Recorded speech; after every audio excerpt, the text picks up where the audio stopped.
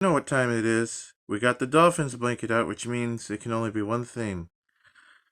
It's time for the Dolphin Zone.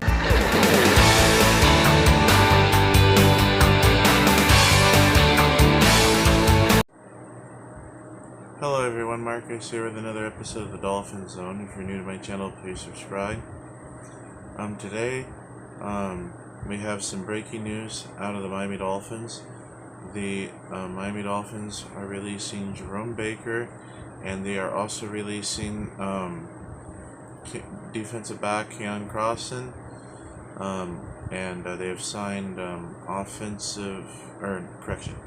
they've signed defensive lineman Isaiah Mack to add some depth to the defensive line that's going to be depleted by free agency. I kind of want to give my thoughts here on the moves and what it means for the Dolphins. Personally, I think that this is just a complete overhaul of our defense. They've not re-signed Wilkins, although there's still a possibility he could return. It just depends. So there's still hope for Wilkins to return, but if he doesn't, that's going to be probably the biggest piece to try to replace on defense. Jerome Baker, I think we can easily get a linebacker to replace him. Crossen's replaceable. I think there's some potential in the draft, and I think this is an opportunity for Cam Smith to prove his worth, and for Channing Tindall to get an opportunity at linebacker. And who knows, we could have a diamond in the rough at those two positions.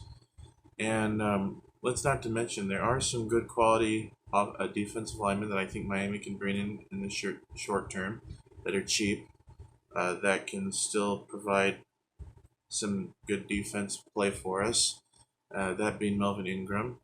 And if we can't bring Wilkins back, I'd like to see us try to bring back Van Ginkel, which I think will be the ultimate goal for us, is to bring back Van Ginkel, because he's an important part of this defense.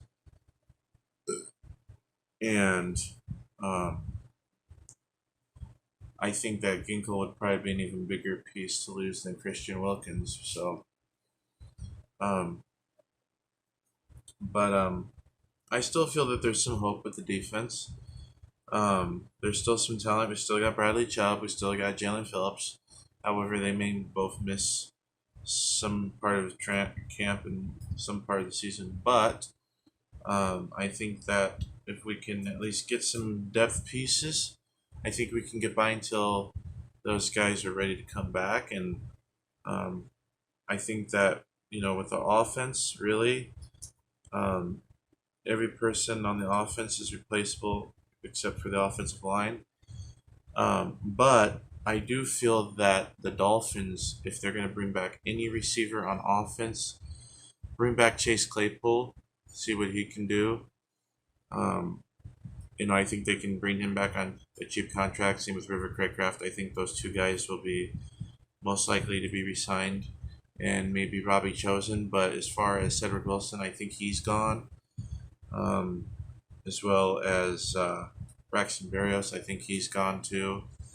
So, but don't worry, there's plenty of guys out there, and I think that there'll be some guys that, maybe up there in age, but I think could still provide Miami with a spark should we sign them.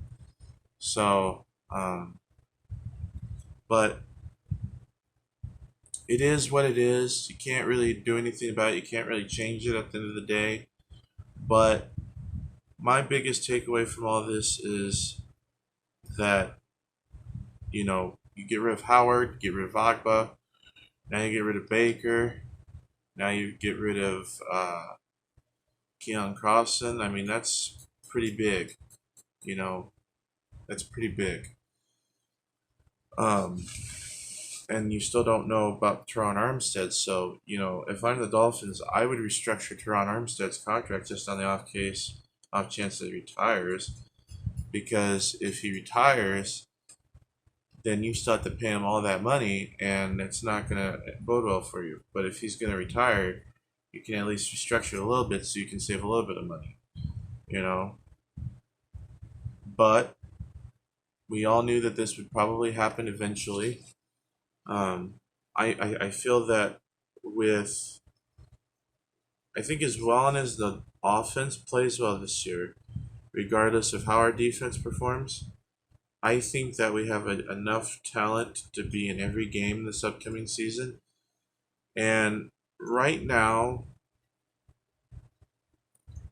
I would say we could probably win 8 or 9 games, which wouldn't be enough. But I think that with, you know, every good team has a down year, I think. And we could have a down year this year. And if that's the case, so be it. But if I'm the Dolphins here, and this is something that occurred to me, the Dolphins should go after Mac Jones. And here's why. You trade for him, you could get him cheap, okay? And then you could always trade Mike White to get, some compensation back. But the reason why I say Miami should trade for Mac Jones is because Mac Jones has a cheaper contract than Tua. He's got 1 additional year on top of what Tua would have. 2, Mac Jones was Tua's backup at Alabama. And 3, I think that Mac Jones has some potential. Part of the issue was in New England is a lack of an offensive line and talent around him.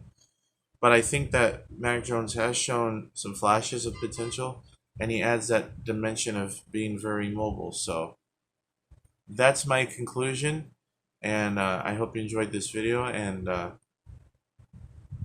that's why I think we should go after Mac Jones. And I just wanted to tell you guys about this. Fins up. See you later, guys.